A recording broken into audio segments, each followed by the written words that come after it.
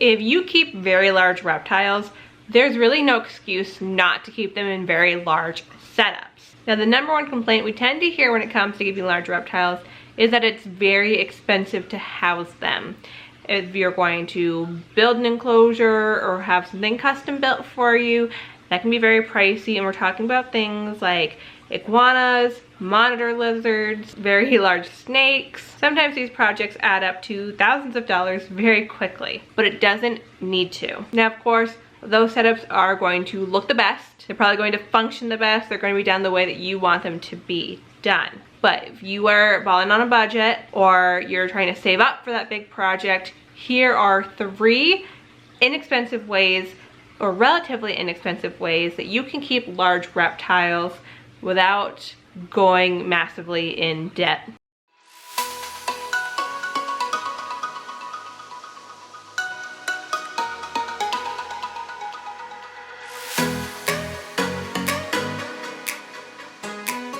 Hi everybody, welcome back to my channel. If you're new here, welcome. My name is Zoe, but most people know me as ZA Reptiles. And I figured we'd take a little break from the reptile room renovations and new projects and whatnot and switch it up to do something different for our video. For the past year, my videos have been all about the reptile room renovations, new animals, new builds for all the animals, and when I didn't have one of those videos ready to go, I just ended up not posting. So I don't want to go back to not posting. So we're gonna switch it up, and while I'm in the middle of working on the next set of projects, we're gonna post just some fun content. So I figured this would be a fun topic. It's a topic I've been wanting to do. I have done everything that is on this list now, so I feel like I can talk about them to some degree. We'll get into that more in a little bit. But this is something I'm very passionate about, that if you keep large reptiles, you need to keep them in large setups. And there's no excuse not to. You can't use money as an excuse because these 3 options exist and they are extremely, extremely affordable. So let's dive right in. We're gonna start with the most common, most well-known large enclosure, if you will, and those are grow tents. Now, I have used an assortment of grow tents. I have used them for an Argentine tegu. I have used it for my sulcata tortoise when I first got her. I've used it for Chinese water dragon. It worked fantastic for water dragons, FYI. And I have my sailfin dragon in one currently, and then my old water dragon one I do have on hand, and I use it as a quarantine enclosure now. So what is a grow tent? It's essentially a very large fabric tent, if you will, that zips closed. And a lot of people use them for growing plants indoors, but they've become so popular in the reptile hobby. Now, I don't quite know just how small grow tents go, but I do know that a lot of people will use like a 4x2x2 grow tent for ball pythons, even their bearded dragons. So I do know they at least go down to 4 foot, but they go up to as large as a 10x10. So grow tents do get huge. The largest I've worked with is a very common size. It was 8 foot long, 4 foot deep, and 6 foot tall. That was for my tegu, and that is a very commonly used size in the reptile hobby. Now, probably the most common company that I see mentioned, because there's a bunch of different ones when you look them up on Amazon, the most common one that I hear mentioned are the VivoSun grow tents. I've also used the Zazie grow tents quite a bit. I think they're a little less expensive than VivoSun. Not that it's expensive, but they're a little bit less, but still good quality. What is Loxley in right now? But my tent that my sailfin dragon is in is a Zazie tent, and it works great. So I've got my list, and we're gonna go through the pros and the cons of everything I'm gonna mention today. But since we're starting with the grow tents, we'll start there. So the pros of the grow tents: they hold heat and humidity really well. This is why people use them for growing plants inside, and why the reptile hobby has adopted them as enclosures. They hold heat and they hold humidity very well. Obviously, like we mentioned why they're in this video, this is a huge setup for a little bit of money. You can easily get very large sizes for under $200. I did not pay more than $200 for my 8 foot by 4 foot by 6 foot enclosure for my tegu. That is unheard of for an enclosure of that size. Now, once you start getting up into the really big ones and like the 10x10s, you are looking at a couple $100, but I still don't think, I think you can still get all of it for at least, at most $400.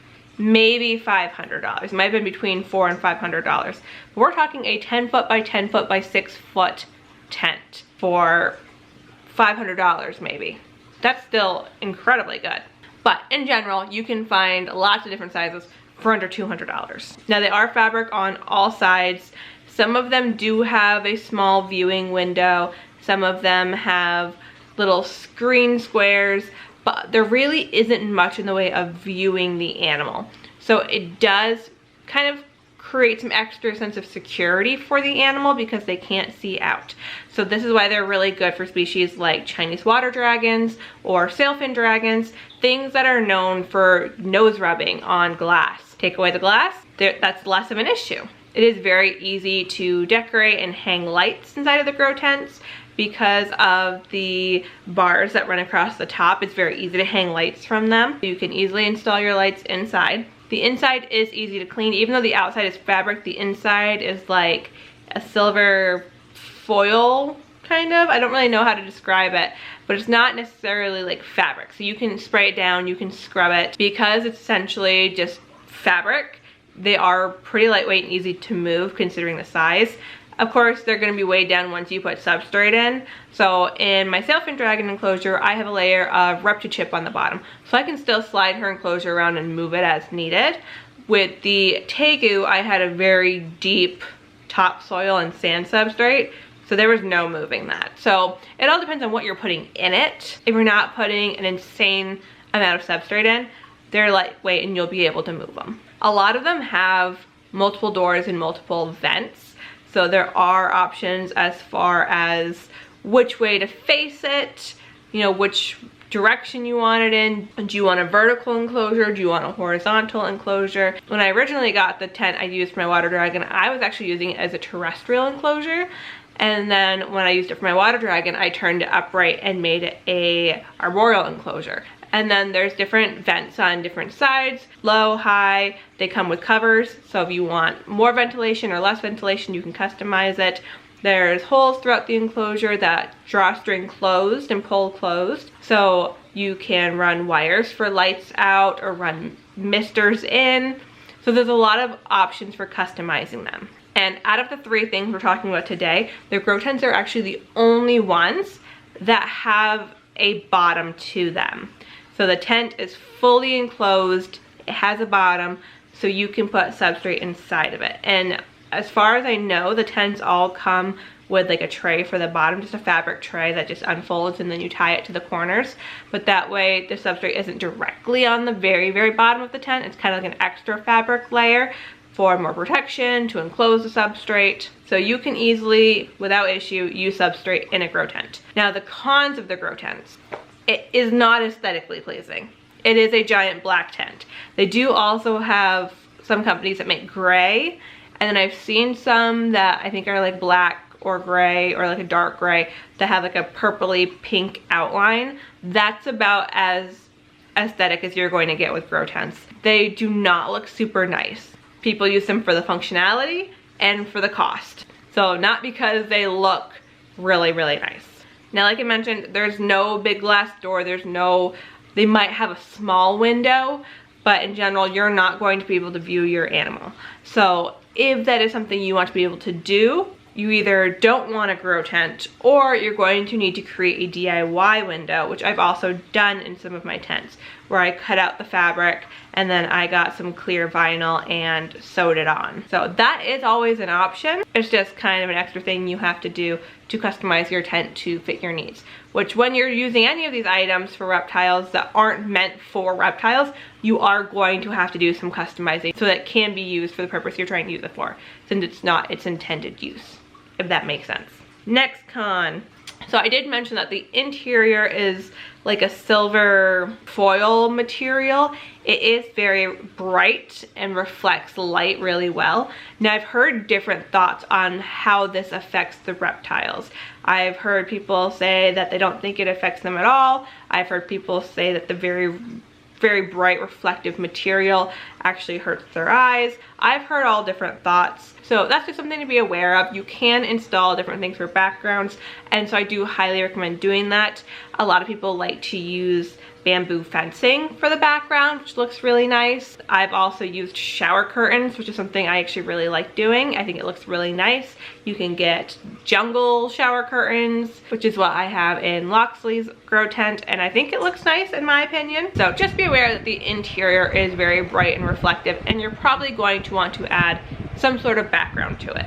The next con is you're going to have to consider your ventilation. Like I said, there are vents built-in, little screen vents. You might find yourself wanting to also install some fans to help with getting airflow moving. Like I said, it just depends on your setup and how you intend to use it, but just something to be aware of. The last con I want to mention about the grow tents is when I mentioned there's these big holes that you can draw through enclosed. It's very easy for animals to escape out of those holes. If you don't want your animals to escape out those holes, you zip tie them closed. So those are the grow tents. Those are going to be the least expensive option on our list today. Up next are catios. These have become very popular, especially in the iguana keeping community. Now I tend to find that the majority of them are about 5 foot long, 3 foot deep, and 6 foot tall. I am rounding some numbers just to get it to the nearest foot, but you get the gist. They're made of wood and like wire. So essentially you have your wooden frame and then your wire in between. So they're meant for cats,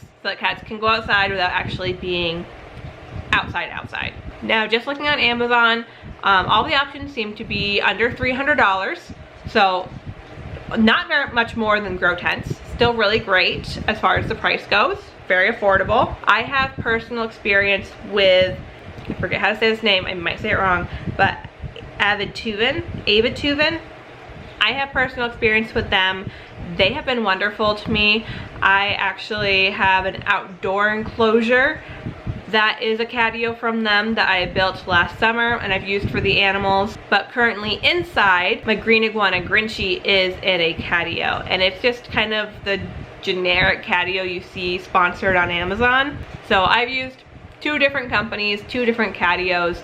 They're both very similar in terms of how they're built, how they get put together, what they're made of. They're very, very similar. So getting into the pros, it is a decently large size. When you're talking 5 foot long, 3 foot deep, and 6 foot tall, that's a pretty good size. It's really annoying, my camera died. So I'm trying to remember where I left off. Let's see, we were on catios. So yeah, basically if you're looking to go a little bit taller and a little more arboreal, catios are a pretty good option, which is why a lot of iguana keepers have been using them. Unlike the grow tents, they do provide plenty of viewing, considering all sides are screen, so there's plenty of viewing. It is a little bit less of an eyesore than a grow tent. I still wouldn't say it's as nice as a custom-built PVC enclosure or custom-built wooden enclosure, but it is decent as far as looks go. And the final pro is that because it is essentially just a wooden frame, it does provide you a lot of options as far as decorating.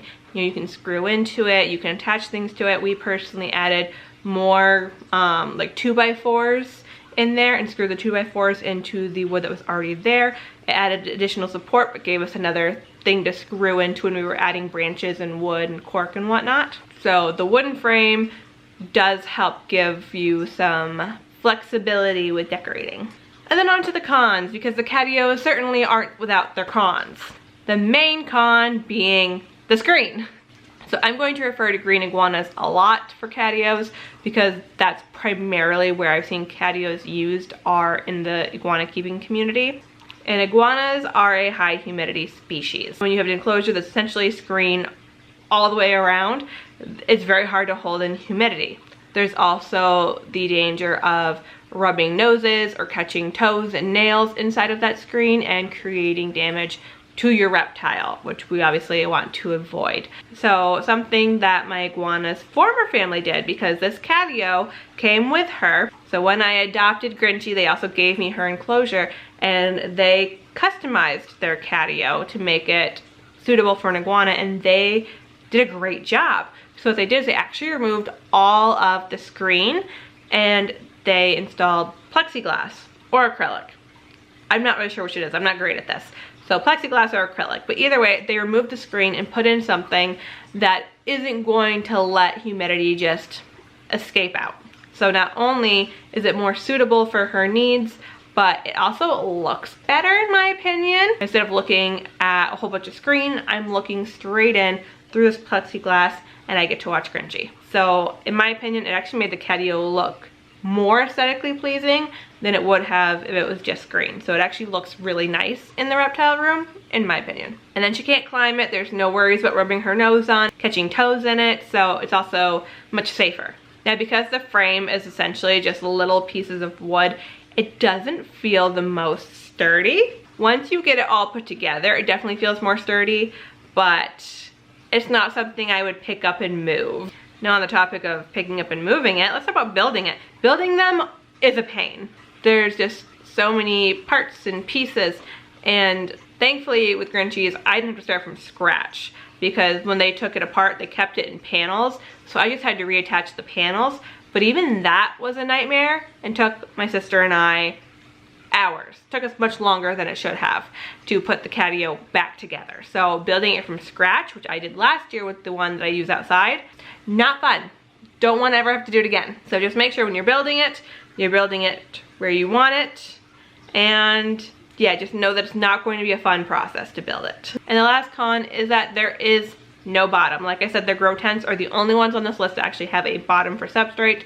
The catios, there's no bottom. So you're either going to have to, I don't know, put down a mat and silicone around the edges and just not have substrate.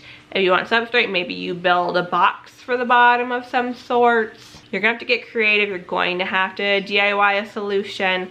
For Grinchy right now, I just have like rubber mats down on the bottom. That doesn't help me though if she goes to the bathroom or gets water on the floor and it seeps under the wood.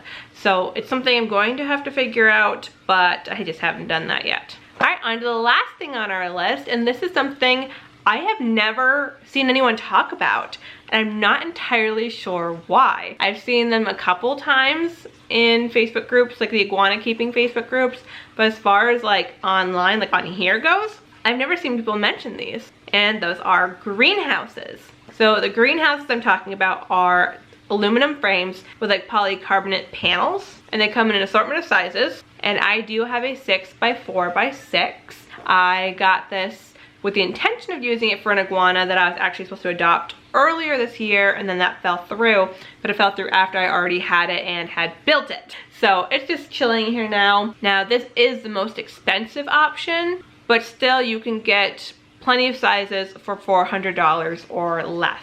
So let's jump into the pros and the cons. So pros, obviously it's a greenhouse, it's going to hold heat and humidity really well. That's what it's intended to do, which is why it would be great for reptiles because we want to be able to hold that heat and humidity. They have very big sizes, and I love when I can walk inside of my big enclosures, so you can walk right inside. It's kind of a happy medium as far as visibility and aesthetics go between a catio and a grow tent, where the grow tent has pretty much zero visibility inside unless you are creating your own door, and the catio has 100% visibility.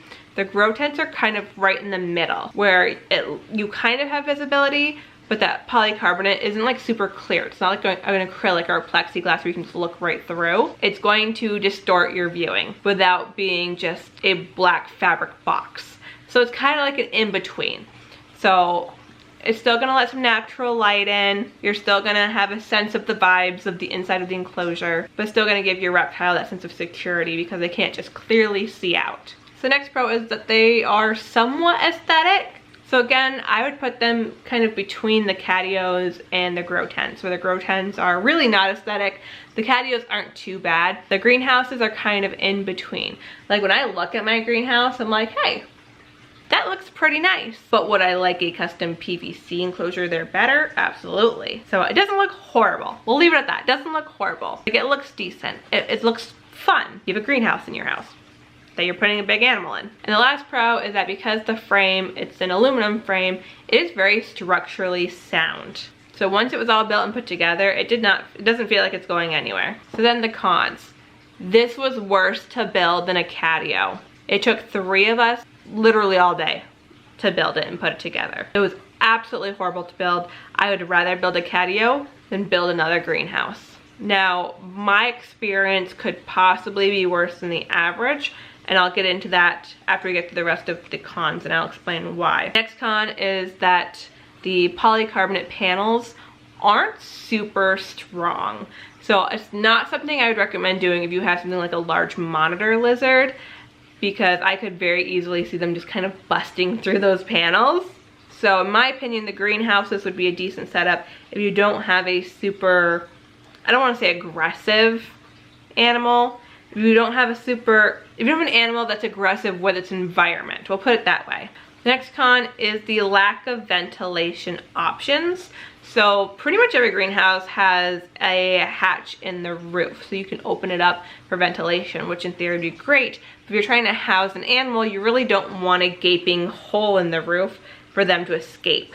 Now, depending on what you're keeping in that greenhouse, it might not be an issue, but odds are you're probably going to have to DIY some sort of screen to cover that.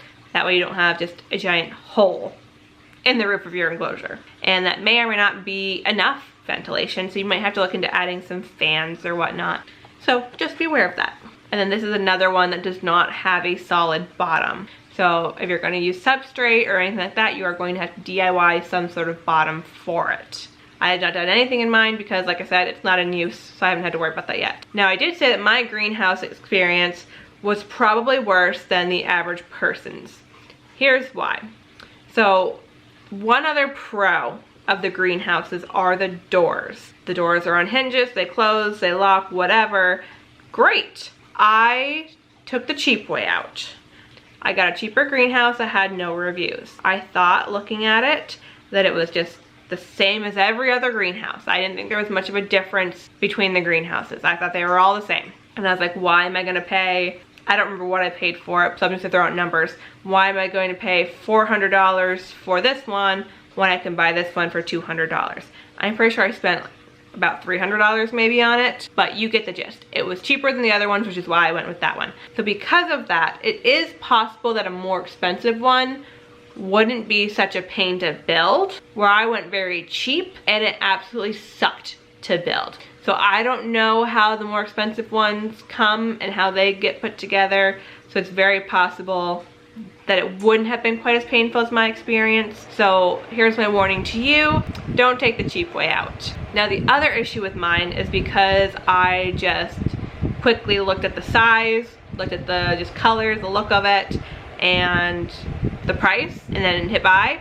I didn't notice that the door was different from all the others. So the door I have is not actually a hinge door, it is a sliding door, which I like. I don't mind that it's a sliding door, that's fine. Except that the bottom doesn't sit in a track, so the door swings back and forth, and there's no way to lock it. So if I close the enclosure, I close the greenhouse, I move the door in front of the gap, it can just swing open, it can move to the side. So I need to DIY something to keep that door in place if I'm ever going to use that greenhouse. But in general, like I said, I haven't actually used the greenhouse as an enclosure yet, but I do like it, and I like the thought of it. When I put it together, I was like, this is really cool. Like, you can walk in. One other con I do want to mention is because of how they're shaped. They're shaped like a little house. Even though they say they're 6 foot tall, that's at like the highest point. It does kind of angle down. So all just things to be aware of. But I think if you're looking for a kind of larger space that can keep humidity up and just looks fairly decent, I think the greenhouses are a really awesome option. So just to quickly recap, 3 inexpensive ways to bring in larger enclosures for your larger reptiles: grow tents, catios, and greenhouses. All 3 are going to need some degree of customization to be used for reptiles because that's not their intended use. So you are going to have to customize and tweak things a little bit. But once you do that, they are fantastic options that will work really well once you get everything all set. So if you have used any of these 3 methods, let me know in the comments below. Let us know how you've adjusted them to work better to meet your reptiles' needs. If you have other ideas for inexpensive large enclosures, leave those in the comments below too, because like I said, these are the 3 that I have personal experience with, but I'm sure there's probably some out there that I haven't even thought of. And as always, thank you guys for watching. We'll see you for the next video.